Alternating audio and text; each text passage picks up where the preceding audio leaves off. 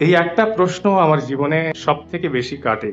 মানুষ আসলে তার জীবনে কোন মানুষকে চায়? সে যাকে প্রচুর ভালোবাসে নাকি তাকে সবথেকে যে বেশি ভালোবাসে? এই প্রশ্নটা করলে আমরা প্রায়ই বলি একটা মানুষ যে আমাকে ভীষণ ভালোবাসবে, আমাকে তার জীবনের সবকিছু করে রাখবে। কিন্তু আসলে তা হয় না। আমরা আমাদের জীবনের সেই মানুষটাকেই চাই যেই মানুষটাকে আমরা ভীষণ ভালোবাসি। আর আমরা চাই সেই মানুষটাও আমাদের ঠিক একইভাবে ভালোবাসবে। এই কারণেই বোধহয় ভালোবাসা সবথেকে বেশি যন্ত্রণা দেয়। ভালোবাসা যন্ত্রণা দেয় কারণ আমরা যে ভালোবাসা খুঁজছি, আমরা চাই সেই ভালোবাসাটা আমরা পেয়ে যাই।